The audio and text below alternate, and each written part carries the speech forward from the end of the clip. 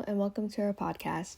Today, Caitlin, Kimberly, Tate, and Sierra will be talking about social inequality and specifically looking at our article written by Liam Casey, Winter Taking a Heavy Toll on People Who Are Homeless, from Amputations to Freezing Death.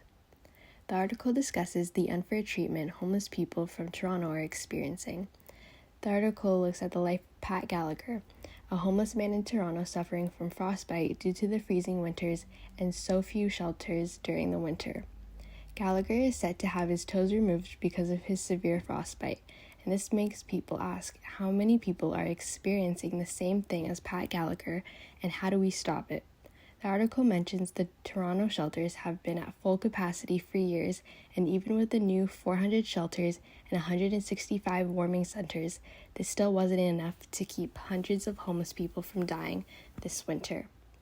From what we gathered, we can see that the government has not put homeless people or safe shelters as its top priority, and this has been a problem for years as it seems to be getting worse every year.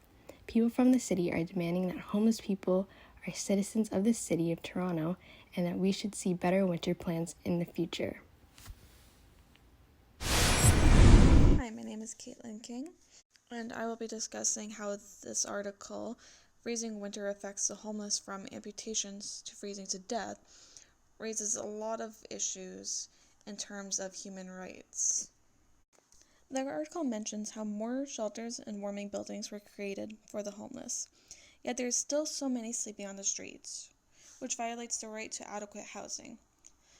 The article also mentions how outreach workers will call on the coldest nights, which makes you wonder why are they not calling on every single night to ensure that everyone is being housed. Slightly cold nights, hot nights can also be very detrimental to people's health.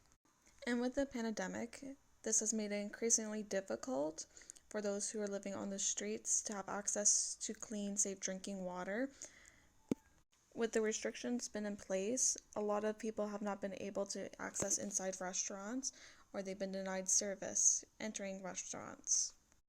These are only just a couple of the rights that are being violated. After reading this article, I felt shocked, angry, upset, and even a little embarrassed. Not too long ago, our country helped refugees come into the country, but yet there's still so many people living on the street, and that number just keeps on increasing. And so much of this could be avoided had their basic needs been met, and they had more access to support services. A good majority of those who are homeless are suffering from mental illness. Had they had access to support services, they might not be in this situation. I feel that classism might be a part of this and why the homeless crisis feels like a last priority.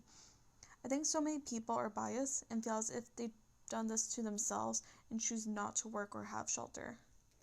I'm just in shock and angered by the fact that there are people dying and literally freezing to death or having limbs amputated, and still not enough is being done to help them. Hi, my name is Caitlin King, and I will be discussing how this article, Freezing Winter Affects the Homeless from Amputations to Freezing to Death, raises a lot of issues in terms of human rights. The article mentions how more shelters and warming buildings were created for the homeless, yet there are still so many sleeping on the streets, which violates the right to adequate housing. Hi, my name is Kimberly, and I'd like to talk about the social service skills that would be very beneficial and practical to the population. What that would be is advocacy.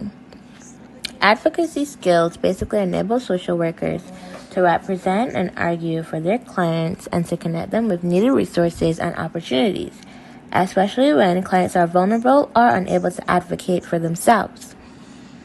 In this case of Mr. Gallagher, he was to have his toes and part of his foot amputated. If you listen closely to it, it states was, but there are never enough resources for persons like him. Every single time and every single winter, he has to go through the same frostbite, which unfortunately is very devastating because in this case of Mr. Gallagher, he was to have his toes and part of his foot amputated.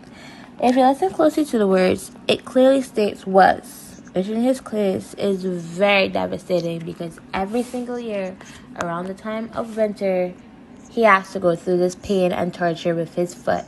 He has to be on the road, clearly seen by millions and thousands walking past him, that he is unable to do anything or much for himself.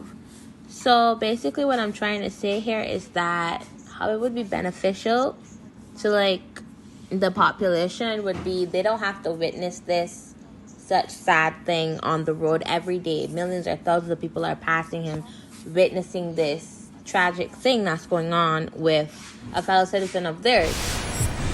Hey, and I will be leading the discussion. So based on what we have presented, my question is, what are the main causes of homelessness, and what would you as a social service worker do to help change that? So me and my group, for the main causes of homelessness, we came up with mental health and addictions.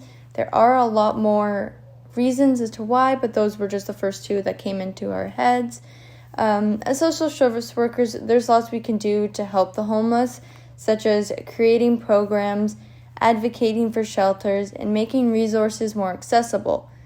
A couple of ideas of programs that we could come up with would be creating a drug addiction and abuse counseling, helping with resources such as money like OW and ODSP to help those who are at risk at becoming homeless. And lastly, creating support for those who have experienced job loss. Now, by doing this and creating these supports, it will decrease the wait list for shelters and will free up some beds.